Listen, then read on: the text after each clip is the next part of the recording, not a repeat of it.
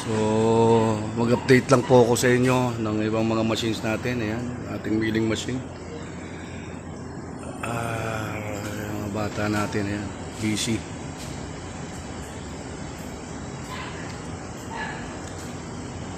Ito yung ating hydraulic press brake na 6 feet, 40 tons.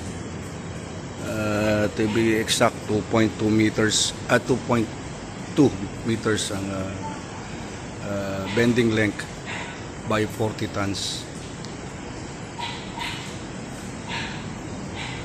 Ito yung ating drilling milling machine.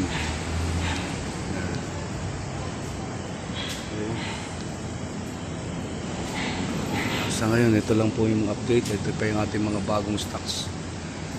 Hindi pa po nabababa at masikip pa. Mga reboring, bus bar, tapping machine. Meron tayo hydraulic notcher doon. Okay. So, sa ngayon, yan lang po muna yung mabigay kong update. Medyo masungit pa ang panahon.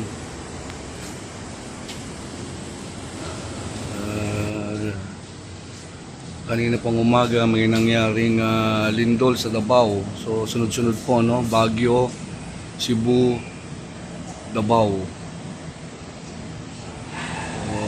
Ating mga kababayang Davaoenyo, hindi pa tapos yung problema sa Cebu. Ito naman po ulit at nilindol naman 7.6 ang Davao.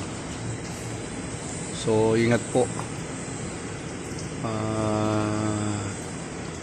Marami na naman tayong kababayang mga salanta ng kalamidad. Sunod-sunod po, bagyo. Ito naman, lindol. So, let's pray for them. Ito sa Metro Manila, medyo kalmante pa. Pero sana, wag naman po.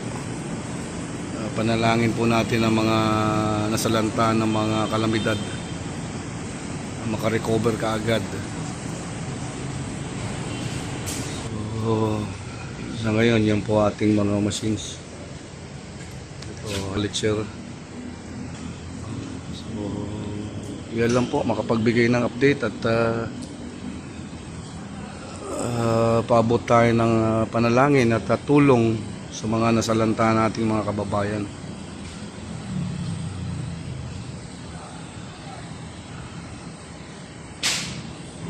Medyo malupit din po yung nagdaang lindol ngayong umaga lang sa Davao. So yun lang po. At muli panalangin sa ating mga nasalanta ng kalamidad.